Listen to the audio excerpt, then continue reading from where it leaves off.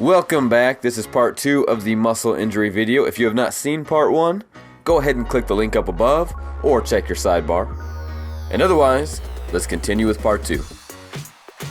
I've been actively stretching ever since grade school, but during all that time I had simply been pulling my muscles, thinking that I could force them into a new length by sheer willpower. Consequently, I never did gain much flexibility, which limits the range of safe motion and makes injury much more likely.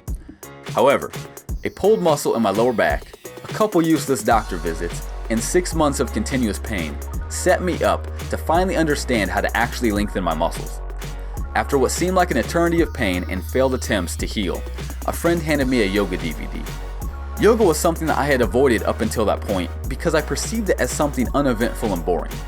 But at that point, I would give anything a try, and within 2 weeks, all of my pain had disappeared. The only difference was that instead of stretching by pulling hard on the muscles, I began to gently move into each stretch, and as I felt a small amount of tension, I would slowly back out of the stretch and then try again. I would repeat this going a little further each time, and when my body was warmed up and feeling relaxed, I would hold the stretch for about 15 or 20 seconds at the end. My flexibility and range of motion increased significantly for the first time in my entire life, and as an added bonus, I made room for a tough injury to heal with relative ease. So this is my advice for stretching. Whatever method you decide to use, make sure that you begin by coaxing and guiding your muscles into the stretch. Never force it. The muscles just don't work that way. It's not their nature. Yoga also introduced me to the idea of breath awareness.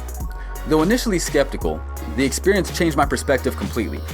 I realized that during small bouts of intense activity, I would often hold my breath unconsciously. Now once I realized this, I changed it, and I immediately saw an increase in stamina and a relaxation of the tone of my muscles during the activity.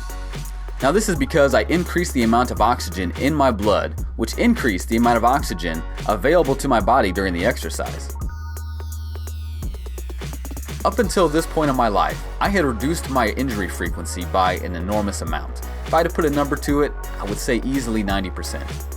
I also learned to heal the injuries I did get much faster, and all of this with the techniques that I mentioned before in this video.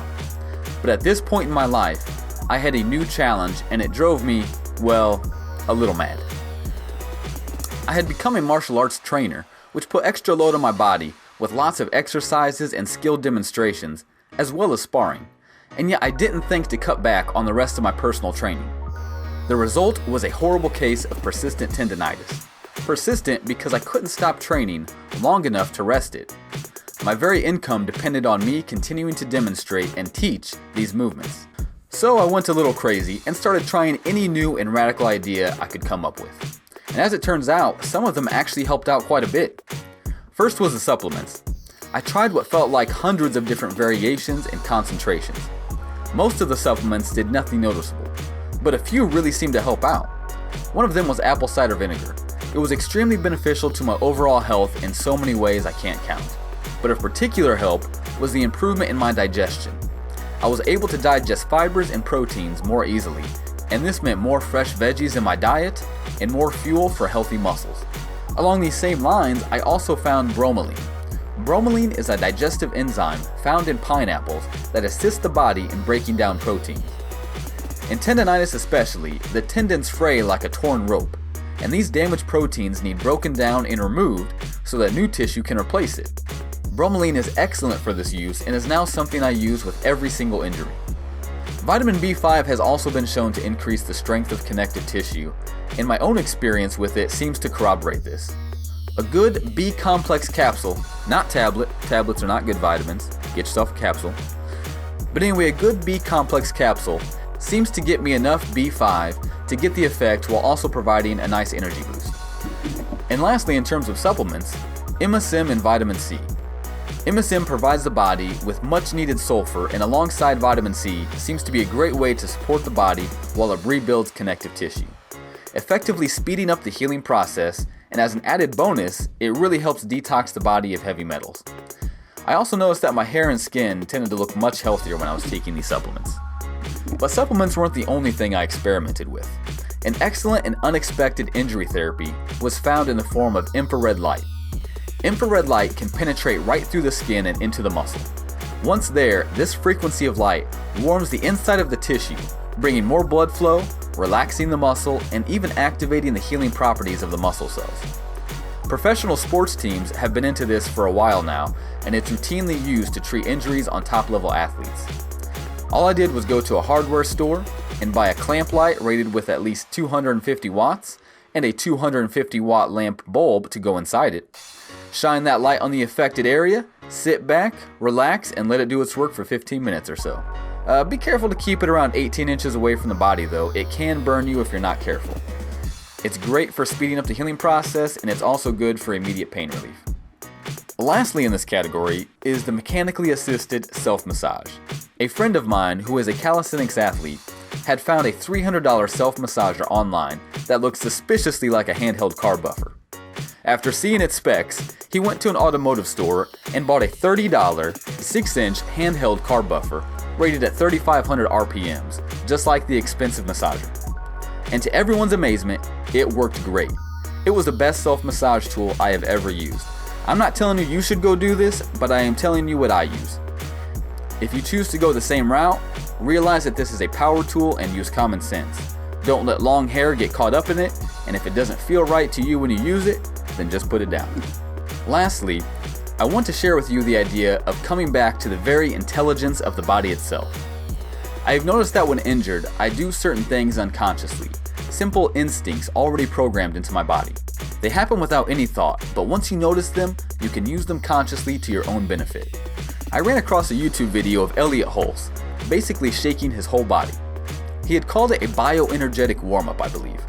What really struck me was that this is, and always has been, a very natural reaction for me and most other athletes I see, although most don't seem conscious of it. After stubbing your toe, most people hop up and down. After smacking your finger with a hammer, you instinctively start shaking it back and forth. And even before a boxing match, you will notice fighters in their corners starting to get tuned into their bodies and immediately, instinctively, begin bouncing on their feet and shaking all of the tension out of their arms. The human body is highly intelligent and it is designed for movement. If you can allow it, by being receptive to your own inner impulses, the proper movement for your particular ailment will usually be spontaneously expressed by the body. Another natural instinct I keep noticing is the desire for sunlight. I've always enjoyed sunlight, but the urge is especially strong when I find myself sick or injured. And after some experimentation, I can say with confidence that sunlight greatly increases the speed of healing.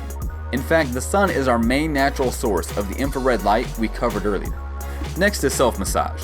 While teaching a class, I had injured my elbow. Since I was the only teacher, I refused to end the class and I just pushed through it. I noticed that once I had stopped thinking about the injury, I caught myself applying pressure to the elbow with my thumb and turning my forearm back and forth. I hadn't thought about doing it. In fact, it kept happening when I was paying attention to something else, when my mind was out of the way and my body could simply take over. I urge you when something is sore to just tune into yourself, relax, and do what you feel the strongest urge to do. Tune into your body and let its impulses manifest through your actions. Your body has millions of years of experience and knowledge programmed right into your DNA. Consider these instincts a gift from all the ancestors that came before you and put them to good use. Well, that's it for this video. I hope I was able to give you some ideas to help you heal, or even better yet, some inspiration to follow your own intuition when seeking healing techniques. This list isn't even close to exhaustive, it's just what I found useful in my own experience.